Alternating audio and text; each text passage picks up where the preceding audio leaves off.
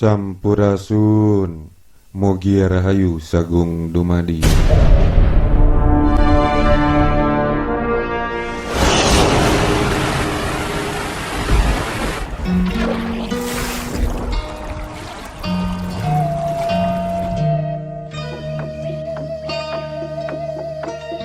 Mandala Kandang Wesi adalah salah satu dari 73 mandala yang disebut dalam naskah Sunda kuno Carita Parahyangan dan juga dalam fragmen Carita Parahyangan. Mandala seringkali dipersamakan dengan kabuyutan. Hal ini menjadi pandangan masyarakat secara umum karena keduanya memiliki kesamaan, yaitu tempat mengaji ilmu pengetahuan agama atau perdikan. Di Tatar Pasundan terdapat 800 kabuyutan. Dalam fragmen Carita Parahyangan, ada 10 wilayah yang langsung berada dalam wibawa tohaan di Sunda dan harus mengirim pamwat atau upeti ke Pakuan, yakni Sanghyang Talagawarna, Mandala Cidata, Geger Gadung, Windu Pepet, Galuh Wetan, Mandala Utama Jangkar, Mandala Pucung, Rema, Lewa, dan Kandang Wesi.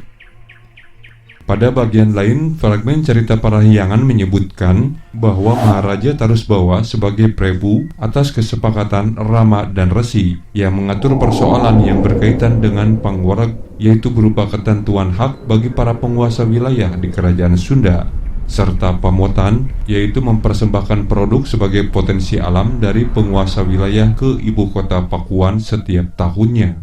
Produk tersebut adalah berupa hasil pertanian, peternakan, serta hasil industri masyarakat di kala itu. Di bagian Garut Selatan, dikenal kerajaan yang pernah berdiri di kawasan tersebut, yaitu Kerajaan Sancang, masuk kekuasaan Panjalu dan Kerajaan Kandang Wesi, yang sekarang lebih dikenal daerah Pumbulang. Kandang Wesi sudah lama ada, bahkan disebut sebagai daerah tertua dengan sebutan Puseur Bumi yang memiliki beberapa keunikan, sebuah rahasia atau nyireupeun. Dalam babad atau sejarah lisan menyebutkan bahwa Kandang Wesi telah memiliki para ahli ilmu bidang nujum dan kanuragan, serta beberapa empu pembuat perkakas. Yang diperkirakan tahun 720 Masehi, wilayahnya dikenal hingga beberapa daerah dan sempat menjadi tujuan para raja untuk mendapatkan pusaka perang.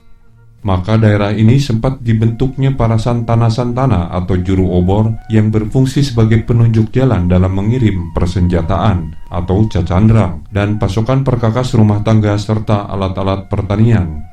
Dari perjalanannya sekitar abad 9, tidak sedikit para empu yang sengaja berpindah hingga menetap di beberapa daerah sebagai tukang pandai yang berasal dari Kandang Wesi. Diceritakan pada awal Nyemune Asekan terbukanya daerah Kandang Wesi yang disilokakan sebagai Buni Nagara Selopandan, diartikan sebuah negara tersembunyi tanpa kekuasaan, atau pada patokan Carita Buhun Kandang Wesi terlahirnya dari Sakureun atau sepasang orang yang bernama Aki Banteng Alas dan Nini Banteng Alas. Pada ramalannya pun dikenal sebagai Pangiling Jaman yang menyebutkan zaman yang dibagi menjadi 5 bagian diantaranya. Zaman Tirta ditandai tinggi pepohonan mencapai 100 depa, digambarkan awal berdirinya dunia hingga hamparan bumi banyak digenangi air. Kedua, zaman Kerta ditandai tingginya pohon mencapai 80 depa, terbentuknya daratan dan terlahirnya manusia pertama. 3. Zaman Dupara ditandai tingginya pepohonan mencapai 50 depa. Zaman Kadi ditandai tingginya pepohonan mencapai 30 depa. Berikutnya yang terakhir, zaman Sanggara ditandai tingginya pepohonan mencapai 10 depa. Dilakonkan sebagai awal terjadinya kerusakan bumi yang menyudahi kehidupan di dalam bumi ini.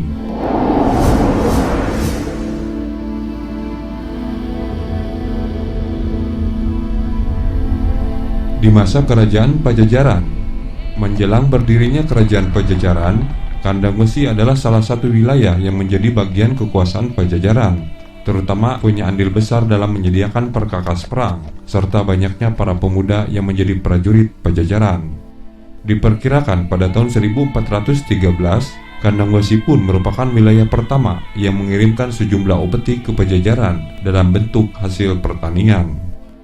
pada akhir tenggelamnya kekuasaan Pajajaran, di mana pada naskah Babat diceritakan terhadap sejumlah ratu tujuh, di antaranya Cirebon Hilir, Cirebon Girang, Cirebon Tengah, Mataram, Solo, Mekah, Kandang Wesi, yang dimotori Prabu Boros Ngora, dan di Kandang Wesi dikenal dengan nama Iwung Bitung dan Haur Cengkup melakukan pertemuan yang digelar di Batu Tujuh, sebuah tempat hutan belantara yang menjorok ke arah laut berupa tanjung di sebelah selatan.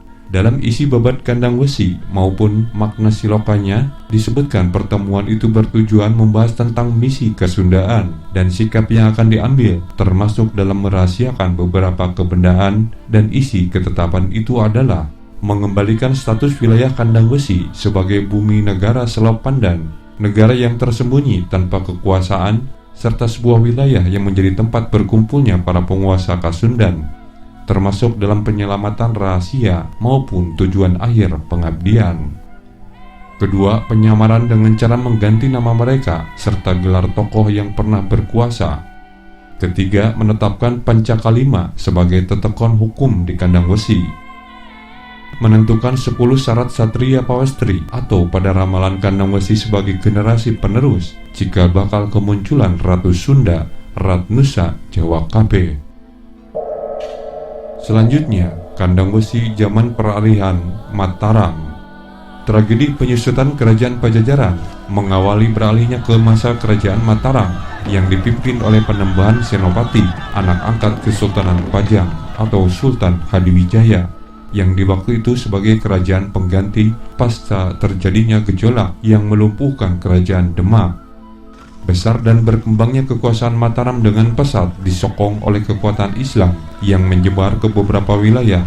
Terlebih pengaruh Kasunanan Cirebon dapat dirasakan di wilayah Kandang Wesi, Jawa Barat. Maka dalam perluasan wilayahnya sekitar tahun 1602, prajurit dari Kesultanan Cirebon masuk ke wilayah Kandang Wesi, sehingga berhasil mendirikan pedalaman Kandang Wesi di bawah kepemimpinan Prabu Sembah Dalam Dravayuda, yang mengangkat 2 kepatihan yaitu Santana Jiwa dan Parana Jiwa. Selama kepemimpinannya, Dravayuda banyak dibantu oleh syekh yang lebih dulu menetap sebagai Pandita Pertapa yang memiliki julukan Sembah Dalam Sirupun. Kepemimpinan Dravayuda memerintah selama 50 tahun, yang kemudian Kadipaten Kandang Wesi dilanjutkan oleh Hyang Jatuna bermula dari konflik perlawanan Mataram ke Batavia. Maka terjadi perpindahan pengiriman upeti yang sebelumnya ke Cirebon menjadi ke Sukapura dengan maksud untuk memudahkan jalur pengiriman, dan dari kesetiaannya maka tertoreh 2 Kandang Wesi mendapatkan piagam Goong yang dikenal sebagai Goong Bojong. Di tengah situasi tersebut ditambah mulai masuknya para saudagar Belanda yang melirik perkebunan, melumpuhkan pengaruh Mataram beberapa sektor hingga terputusnya jalur pengiriman upeti ke Sukapura. Akhirnya, berdasarkan perjanjian VOC dengan Mataram tanggal 5 Oktober 1705, maka seluruh wilayah Jawa Barat kecuali Banten jatuh ke tangan Kompeni.